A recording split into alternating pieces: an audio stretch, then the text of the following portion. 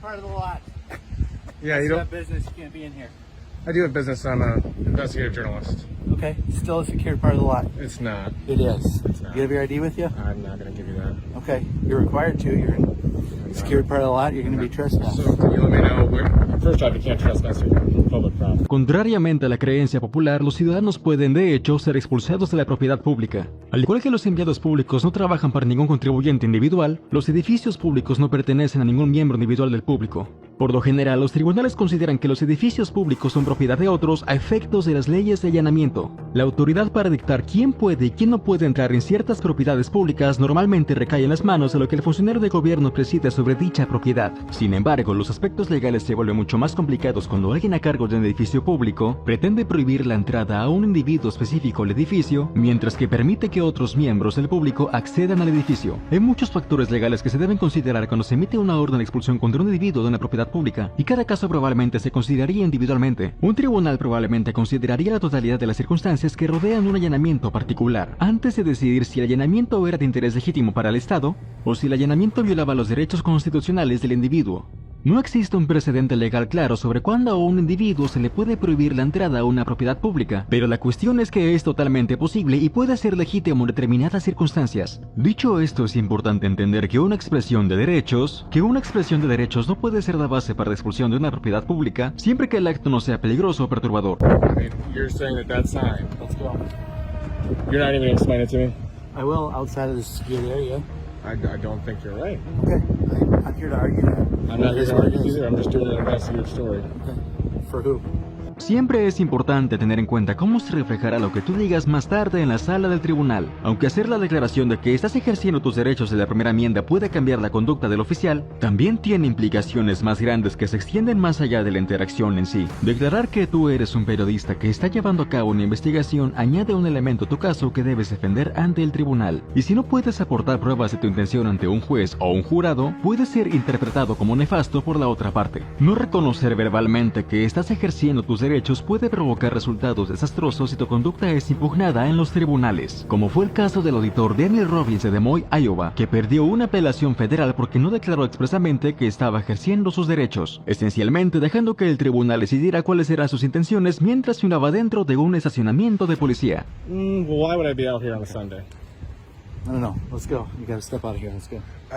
There's a public area over there, public area right at the front of City Hall. But there is zero signs saying authorized personnel only. There's a fence around it. There's a And it's police wide vehicles open. only. It says police Policy vehicles. Vehicles in here. Well, you drive them, but I didn't drive in here. Let's go. I walked. Let's go. Let's keep walking. Let's... As soon as I finish looking at the cars, I will. I have a couple questions actually. I'd like to answer those. As soon as I'm done, I'm not done. I'm asking you to leave and step outside to where the public is allowed to be, and you're refusing. I'm trying to talk to you about it because I don't think you're right. Okay, and we can talk out here. Let's go over here and then I'm going to come back in here. So who's above you that's here? I am right around you. Okay, because I've got two sergeants now that don't know what they're talking about. All right, here, we're on the other side of this. Police parking only. So, number one, what does the sign say? Can you read this to me? You can read it just fine. You are shining with the camera. Yeah, so does that say police parking only? It does. Okay, so where does it say authorized personnel only? I want you to look at the fence. Look at the fence all the way And this around big area. giant hole in the fence, right? So that police officers can park their squad cars in here. That's fine, I have no problem with that. Those are the rules. Those aren't the rules. The rules are clearly stated right here. It says police parking only. So now we've got kind of a problem, don't we? Your interpretation of the rules. It's no. I'm using a very direct. I'm using a very direct. No. You're doing that. You're interpreting it for your agenda. What I'm telling you is this is a very direct sign. It says police parking only. Now I'm asking you, do you see wheels? I'm fast, but not that fast. And I wouldn't run from you either, by the way, just to be clear. I have no ill will. I'm doing an investigative story on a police department that seems to have a problem We with are that. more than happy to answer questions for you. But you're Great. in a secured area. This is That not a that secured way. area. It doesn't even say that. All it says is police parking only. Aunque la primera enmienda protege el derecho de los ciudadanos a la libertad de expresión, estos derechos están sujetos a ciertas limitaciones. Junto con ciertas restricciones de tiempo, lugar y forma, el Tribunal Supremo también ha señalado ciertos lugares que son ubicaciones aceptables o inaceptables para un ejercicio de la libertad de expresión. Los foros públicos tradicionales incluyen los parques públicos, las aceras y las áreas que han estado tradicionalmente abiertas al discurso y el debate político. Los oradores de estas zonas gozan de la mayor protección de la primera enmienda. En un foro público limitado, el gobierno limita el acceso a un designado foro público a ciertas clases o tipos de discurso. En un foro no público, el gobierno puede restringir contenidos de un discurso, siempre que la restricción sea razonable y la restricción no discrimine en base a los puntos de vista de los oradores.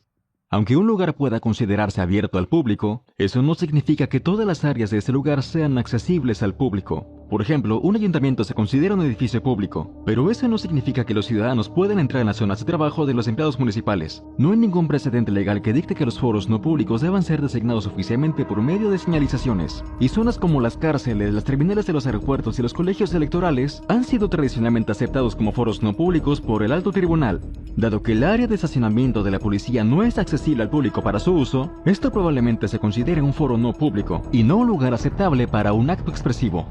Los agentes de Eden Prairie ofrecieron al señor Mitchell un lugar alterno para expresar sus derechos en virtud de la primera enmienda, lo que demuestra que los agentes no estaban discriminando con base al contenido de su discurso, sino más bien al lugar. I don't know how it could be any more clear than what it says right here.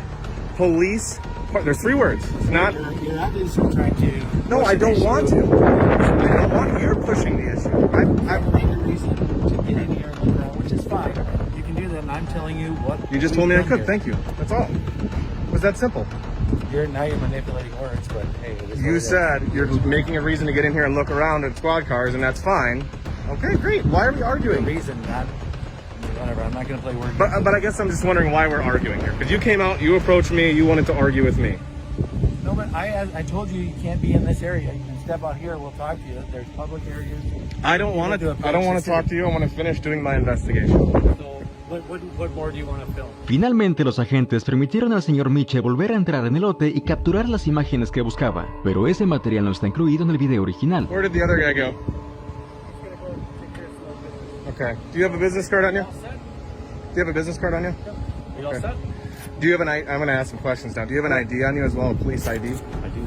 El sargento Soplan le dio al señor Mitchell su tarjeta y le mostró la identificación policial, y el señor Mitchell abandonó el lugar sin más incidentes. Tras el encuentro, el señor Mitchell realizó una entrevista con el teniente Matt Sackett del Departamento de Policía de Eden Prairie, y mantuvieron una conversación productiva y civilizada destacando las mejoras que podrían realizarse en ambas partes de la interacción.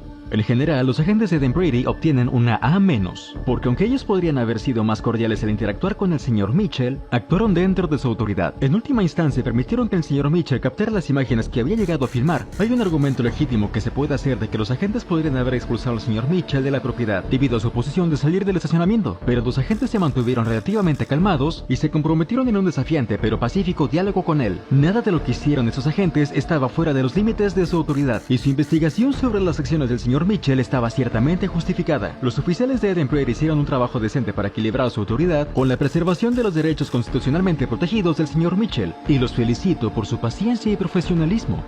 El señor Mitchell también obtiene una A-, porque aunque mostró una incomprensión fundamental de los foros públicos y no públicos, mantuvo la calma durante todo el encuentro, entabló un diálogo civilizado con los agentes y siguió esta interacción encontrando fundamento común con el departamento en su entrevista posterior al encuentro. Felicito al señor Mitchell por tomarse el tiempo de entrevistar al departamento y convertir lo que podría haber terminado en un simple malentendido en un diálogo progresivo del que ambas partes podrían beneficiarse.